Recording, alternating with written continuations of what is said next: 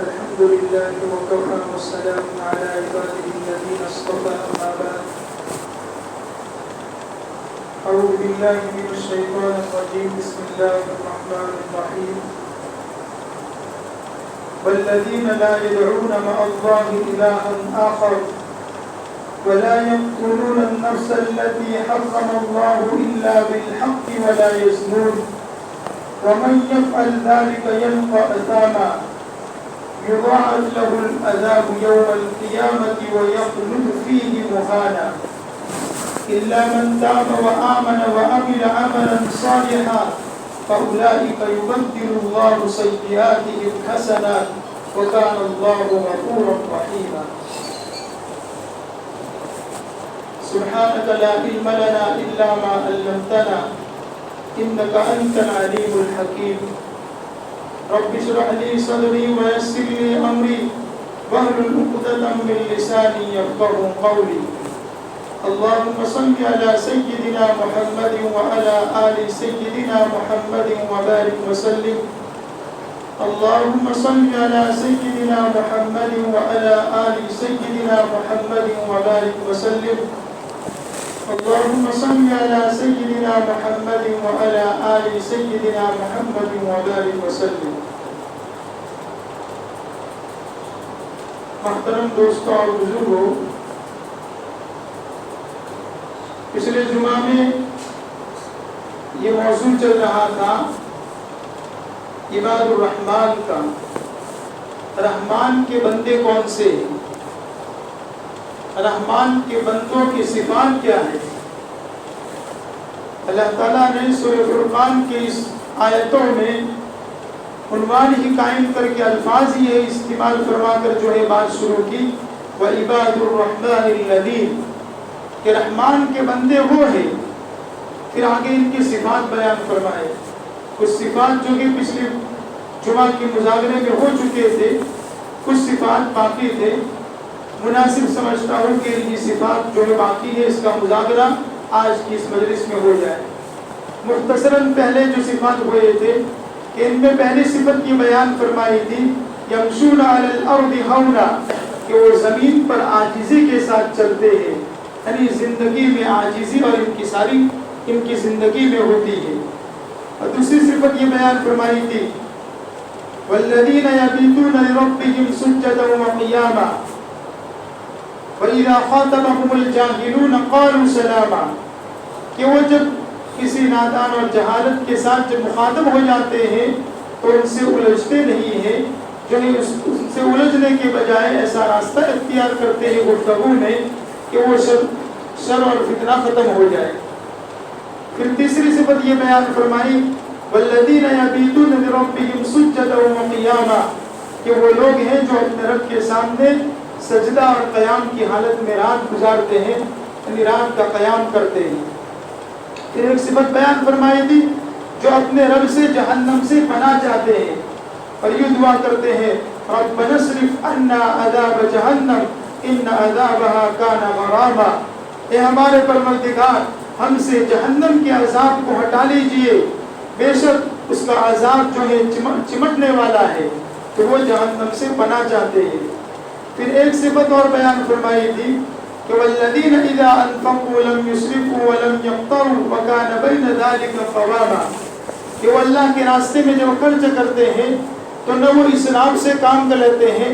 اور نہ وہ بخل سے کام لیتے ہیں، بلکہ اس کے درمیان کا راستہ اختیار کرتے ہیں، ضرورت کے موقع کے اوپر بقدر ضرورت استعمال کرتے ہیں۔ اب آگے جو صفات آ رہی ہیں ان میں سے اگلی صفت یہ ہے والذین لا يدعون مع اللہ الہا آخر، کہ وہ لوگ ہیں جو اپنے کہ اللہ کے ساتھ دوسرے معبود کو نہیں پکارتے، یعنی اللہ کے ساتھ کسی کو شریک نہیں کرتے ہیں، وہ توحید میں خالص ایک اللہ کو پکارتے ہیں، ایک اللہ ہی کا یقین رکھتے ہیں، ایک اللہ ہی کی عبادت کرتے ہیں، اللہ کے ساتھ کسی کو شریک نہیں کرتے ہیں، یعنی ان کے اندر توحید مضبوط ہے، شرک میں وہ نہیں پڑے ہوئے۔ اور پھر فرمایا شرک بھی نہیں کرتے، اور جو ہے ولا یقتلون النفس التي حرم اللہ الا بالحق، کہ وہ کسی جان کو قتل نہیں کرتے، یعنی ناحق کسی کا قتل نہیں کرتے الا بالحق، مگر اگر حق ہے تو حق کے مطابق اگر ان پر شریعت اور حدود قائم ہو گیا، شریعت کے دائرے میں جن کا قتال جو ہے جائز ہے، صرف وہ تو الگ ہے، لیکن اس کے علاوہ نہ ہم کسی کا قتل نہیں کرتے ہیں، ولا یزنون اور زنا نہیں کرتے، ولا یزنون اور زنا نہیں کرتے ہیں، ومن یفعل ذلک یلقى اثاما، اور اگر جو ایسا کرے گا یعنی شرک کرے، ناحق کسی کو قتل کرے اور زنا کرے، تو یہ فرمایا ایسا کرنے والا کہ جس کی جو ہے بڑا گناہ میں پڑ جائے گا، اس کے سخت گناہ ہوگا، اور پھر اس گناہ کا عذاب بھی یہ فرمایا یضاعف له العذاب یوم القیامہ ویخلد فیہ مہانا، کہ اس کو قیامت کے دن ڈبل عذاب دیا جائے گا، دگنا عذاب دیا جائے گا، اور جہنم میں جو ہے وہ ہے رسوا ہو کر ان کو جہنم میں وہ پڑے رہیں گے۔ تو یہاں لفظ جو آیا ہے یضاعف کا اور مہانن کا، تو تفسیر میں یہ بات لکھی ہے، مفتی شفیع صاحب نے یہ بات لکھی ہے کہ یہ دو لفظ سے یہ بات ثابت ہوتی ہے کہ یہ ایمان والے کا گناہ نہیں، یہ ایمان والے کے بارے میں یہ تذکرہ نہیں ہے، یہ مشرکوں کا تذکرہ ہے۔ جیسے کفار مکہ کی حالت یہی تھی کہ کفار مکہ شرک میں بھی تھے، ناحق قتل بھی کرتے تھے اور زنا بھی کرتے تھے، تو یوں کہ ڈبل عذاب، دگنا عذاب، اور جہنم میں جو ہے ہمیشہ ہمیشہ پڑے رہنا، ذلیل ہو کر رسوائی کے ساتھ پڑے رہنا، یہ الفاظ جو ہے مشرکوں اور کافروں کے لیے ہیں، اس لیے کہ ایمان والا جہنم میں ہمیشہ کے لیے اللہ تعالیٰ اس کو نہیں ڈالیں گے، اس کے پاس ایمان ہے۔ ایمان والا اگر کسی گناہ کی وجہ سے اگر جہنم میں جائے گا تو اس کو صرف گناہوں سے پاک صاف کرنے کے لیے جہنم میں بھیجا جائے گا، اس کو دگنا عذاب بھی نہیں دیا جائے گا، اس کو جو بھی رسوائی کے ساتھ جہنم میں پڑا بھی نہیں رہے گا۔ تو یہ دو الفاظ سے یہ بات ثابت ہو گئی کہ یہ بات مشرکوں کے لیے ہے کہ مشرک جو ہے شرک کرے، ناحق قتل کرے، زنا کرے، تو وہ ہمیشہ ہمیشہ جہنم میں پڑے رہیں گے۔ اس لیے آگے کی آیت میں بھی ان کے توبہ کے سلسلے میں یہی بات کہی الا من تاب وآمن وعمل عملا صالحا، مگر وہ مشرک جو توبہ کر لے، وآمن اور ایمان لے آئے، یعنی پہلے شرک میں ہے اور شرک میں رہتے ہوئے ناحق قتل بھی کیا ہے، زنا بھی اس نے کیا ہے، لیکن اس نے توبہ کر لی، ایمان لے آیا، اور ایمان لانے کے بعد وعمل عملا صالحا، اس نے نیک اعمال بھی کر لیے، فَأُولَٰئِكَ يُبَدِّلُ اللَّهُ سَيِّئَاتِهِمْ حَسَنَاتٍ، تو ایسے توبہ کرنے والے، ایمان لے آنے والے کے بارے میں جو فرمایا اللہ تعالیٰ ان کے گناہوں کو نیکیوں سے بدل دے گا، اللہ تعالیٰ ان کے گناہوں کو نیکیوں سے بدل دے گا۔ وَكَانَ اللَّهُ غَفُورًا رَحِيمًا، اللہ تعالیٰ مغفرت کرنے والا، رحم کرنے والا ہے۔ اور یہاں یہ لفظ آیا کہ اللہ ان کے گناہوں کو نیکیوں سے بدل دے گا، اس کی دو تفسیریں لکھی ہیں۔ ایک تو یہ تفسیر لکھی ہے کہ انہوں نے کفر میں رہتے ہوئے کچھ نیک اعمال بھی تو کیے ہیں، آج بھی مشرک اپنی کفر کی حالت میں بہت سے نیک کام کرتے ہیں، دفاعی کام کرتے ہیں، بہت سے جو ہے کام وہ بھی کرتے ہیں جو اچھے کام ہیں، اور گناہ کے کام بھی ہوتے ہیں۔ تو کہ وہ ایمان لے آئے، تو ایمان لانے کے بعد ان کے کفر میں جو گناہ کیے تھے، اس لیے کہ ایمان لانے کے بعد کفر کے سارے کیے ہوئے گناہ ختم ہو جاتے ہیں، اور آدمی ایمان میں آنے کے بعد جو ہے اس کے گناہ ختم ہو جاتے ہیں، پچھلے گناہ، تو کہ ان کے گناہوں کو اللہ تعالیٰ معاف کر دیں گے، اور کفر کے حال میں جو نیکیاں کی ہیں وہ نیکیاں باقی رہیں گی، ایمان لے آنے کے بعد وہ نیکیاں باقی رہیں گی۔ ایک تفسیر یہ کی ہے۔ دوسری تفسیر یہ لکھی ہے کہ ان کے گناہوں کو بھی اللہ نیکیوں سے بدل دے گا، گناہوں کو وہی جو ظاہری والا ہے، یعنی گناہوں کو نیکیوں سے بدل دے گا۔ اس کو وجہ یہ کی اس لیے کہ آدمی کفر کے بعد جب ایمان میں آ گیا، اب ایمان میں آنے کے بعد زندگی کا کچھ حصہ کفر میں گزرا ہے، اب اس کو جو ہے ایمان میں آنے کے بعد بار بار وہ گناہ سے یاد آ کر اسے تکلیف ہوگی کہ میں نے کفر میں رہتے ہوئے اتنے بڑے بڑے گناہ کیے ہیں، اور یہ گناہ میں نے کیے ہیں، تو اب اس کو جو جب بھی گناہ یاد آئے گا تو اس کو تکلیف ہوگی۔ تو اللہ تعالیٰ یہ فرمایا کہ اس کے گناہوں کو کفر سے کفر کیے ہوئے اس کو بھی نیکیاں لکھ دیں گے، اس کو نیکیوں سے بدل دیں گے۔ یہ ایمان کا پاور ہے کہ ایمان اتنی بڑی چیز ہے کہ ایمان لانے کے بعد اب پچھلی زندگی پاک صاف ہو جاتی ہے۔ تو یہاں تک یہ بات تھی، یہ مشرکین کے بارے میں ہے۔ اب اگر ایمان والے سے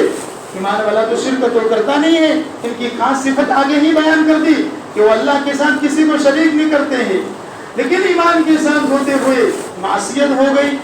ناحق قتل ہو گیا, کسی کا زنا ہو گیا ایمان کی حالت میں ہوتے ہوئے نفس کی مغلوبیت کی وجہ سے, تو پھر کیا ان کے لیے یہ فرمایا آگے وَمَن تَابَ وَعَمِلَ صَالِحًا فَإِنَّهُ يَتُوبُ إِلَى اللَّهِ مَتَابًا. یہاں ایمان کا لفظ نہیں ہے, توبہ ہے اور نیک عمل ہے. وَمَن تَابَ, اگر ایمان میں ہوتے ہوئے بھی اگر معصیت اور گناہ ہو گئی ہے اور پھر وہ توبہ کر لے, وَعَمِلَ صَالِحًا, اور نیک اعمال کر لے, فَإِنَّهُ يَتُوبُ إِلَى اللَّهِ مَتَابًا, کہ بے شک یہ وہ لوگ ہیں کہ جو توبہ کر کے اللہ کی طرف رجوع کرنے والے, وہ اللہ کی طرف رجوع کر لیا, اللہ تعالیٰ ان کے گناہوں کو بھی جو ہے معاف کر دے گا توبہ کی وجہ سے. اب آگے وہی رحمان کی صفات آ گئی, والذین, رحمان کے بندوں کی صفات, والذین لا یشهدون الزور. اب ایک اگلی صفت رحمان کے بندوں کی یہ بیان فرمائی کہ وہ جھوٹی گواہی نہیں دیتے ہیں, کسی کے حق میں جھوٹی گواہی نہیں دیتے ہیں. ان کی صفت بیان فرمائی وَإِذَا مَرُّوا بِاللَّغْوِ مَرُّوا كِرَامًا. اور جب لغو بات, بےہودہ بات, جن میں نہ کوئی دنیا کا فائدہ نہ جن میں کوئی آخرت کا فائدہ, ایسی لغو باتیں ہیں, ایسا لغو خیل ہے, ایسا لغو جو ہے تماشا اور کوئی کام ہے جس کو لغویات کہا جاتا ہے. اس لیے ہمارے دعوت و تبلیغ میں جہاں 6 صفات بیان کیا جاتے ہیں وہاں 7واں صفت یہ بھی ہے کہ لا یعنی سے پرہیز کیا جائے, لا یعنی سے پرہیز کیا جائے. لا یعنی اس کام اور اس فعل کو اور اس کھیل کو کہا جاتا ہے کہ جس سے نہ کوئی دنیا کا فائدہ ہو اور جس سے نہ کوئی آخرت کا فائدہ ہو. تو ایسے کاموں پر رحمان کے بندے جب اگر کوئی ایسی لغو باتوں پر, لغو خیل پر سے ان کا گزر ہوتا ہے تو مرّوا کراما, وہ بزرگان صفات کے ساتھ وہ گزر جاتے ہیں, یعنی اس میں لگتے نہیں ہیں, لغویات میں لگتے نہیں ہیں, ایسے بے فائدہ چیزوں میں جو ہے رحمان کے بندے لگتے نہیں ہیں. والذین یقولون ربنا هب لنا من ازواجنا وذرریاتنا قرۃ اعین واجعلنا للمتقین اماما. ایک اور مزید صفت ان کی بیان فرمائی کہ یہ تو اتنی ساری محنت میں لگے ہوئے ہیں, لغو کاموں میں نہیں لگ رہے ہیں, رات کی تہجد میں لگے ہوئے ہیں, عاجزی اور مسکنت ان کی زندگی میں ہے, یعنی سمجھو دینداری کے ساتھ زندگی گزار لگیں گے, تقویٰ پرہیز کے ساتھ زندگی گزارتے ہیں, لیکن زندگی گزارتے گزارتے وہ یہ بھی دیکھنا چاہتے ہیں کہ میں اپنی اولاد کو بھی دیندار دیکھ لوں, میں اپنی زندگی میں اپنے اولاد کو بھی دیندار دیکھ لوں. تو وہ دعا بھی کرتے اپنے اولاد کے لیے, کہ اپنے اولاد کے لیے دعا کرتے ہیں ربنا هب لنا من ازواجنا وذرياتنا, اے ہمارے رب تو میں تو دیندار بننے کی کوشش کر رہا ہوں لیکن میرے اولاد کو بھی اور میری بیوی کو بھی جو ہے میرے آنکھوں کی ٹھنڈک بنا دے, میرے آنکھوں کی ٹھنڈک بنا دے. اولاد جو فرمانبردار ہو, نیک ہو, تو آپ کے آنکھوں کی ٹھنڈک ہوتی ہے, بیوی فرمانبردار اور نیک ہو تو آنکھوں کی ٹھنڈک ہوتی ہے. تو یہ دعا کرتے ہیں اور پھر یہ کہا وجعلنا للمتقین اماما, اور مجھے متقیوں کا امام بنائیے, یعنی افسر. اور جو ہے کیونکہ باپ جو ہے گھر کا افسر ہے, گھر کا ذمہ دار ہے, گھر کا موبی ہے, وہ تو یوں کہہ رہا ہے کہ میں افسر گھر کا بنوں, میری گھر کے افراد متقی بن جائے اور میں متقی افراد کا افسر بنوں, میں متقی افراد کا جو ہے امام بنوں, متقی افراد میرے گھر کے ہو میرے ہاتھ کے نیچے. اس کا یہ مطلب وہ بڑا بننے کی دعا نہیں کر رہا ہے, اس کے اندر بھی یہی دعا ہے, یعنی میرے گھر کی فیملی, میں جس گھر کا افسر ہوں, میں جس گھر کا ذمہ دار ہوں, میرے گھر کے افراد متقی بن جائے, اللہ سے ڈرنے والے بن جائے. یہ دعا کرتے ہیں. فرمایا یہ سارے صفات جو مکمل ہوئے, ان صفات کے بعد اب ان کا بدلہ بیان فرمایا ہے. یہ صفات کے ساتھ رحمان کے بندوں نے زندگیاں گزاری, اب ان کو کیا بدلہ ملے گا؟ اولئک یجزون الغرفة بما صبروا ويلقون فيها تحية وسلاما خالدين فيها حسنت مستقرا ومقاما. فرمایا یہ وہ لوگ ہیں جن کی زندگیوں میں یہ صفات ہے, اللہ ان کو جو ہے غرفہ, جنت کے بالا خانے, جنت کے جو کہ باغات ان کو عطا فرمائیں گے بما صبروا, ان کے صبر کی وجہ سے. ظاہر سی بات ہے زندگی میں تقویٰ لانا, زندگی میں عبادت کرنا, پرہیزگاری کے ساتھ زندگی گزارنا یہ کوئی آسان نہیں, یہ کوئی آسان نہیں ہے. بہت مشکلیں آتی ہیں, بہت رکاوٹیں آتی ہیں, کبھی تو حالات آتے ہیں, کبھی ماحول نہیں ملتا, ماحول کے خلاف دین پر چلنا, بے دینی کے ماحول میں دین پر چلنا یہ تو بہت مشکل ہو جاتا ہے. لیکن آدمی صبر کے ساتھ دین پر چلتا رہتا ہے. کبھی ماں صبر ہو یعنی دین پر چلنے میں حالات میں آئے, تکلیفیں آئی, مشکلیں آئی, لیکن صبر کے ساتھ چلتا رہا. بما صبر ہو, اس کے صبر کی وجہ سے اللہ یہ بدلا دیں گے. وَيُلَقَّوْنَ فِيهَا تَحِيَّةً وَسَلَامًا, اور یہ فرمایا اور اسی پر ثابت قدمی ہوئی اور لینے آئیں گے ان کو وہاں دعا اور سلام کہتے ہوئے, یعنی فرشتے ان کے استقبال میں جنت میں لینے آئیں گے سلام کرتے ہوئے. سلامن, اس کو سلام کریں گے جنتوں کو جنت فرشتے اور ان کا استقبال کریں گے. خالدین فیہا, ہمیشہ ہمیشہ جنت میں رہیں گے. حسنت مستقرا و مقاما, تو فرمایا خوب جگہ ہے ٹھہرنے کی اور خوب جگہ ہے رہنے کی, یعنی بہترین جگہ ہے جنت رہنے کی اور ٹھہرنے کی. اللہ ہم سب کو جنت نصیب فرماوے اور ہمیشہ کا داخلہ اللہ تعالیٰ جنت میں نصیب فرمائے.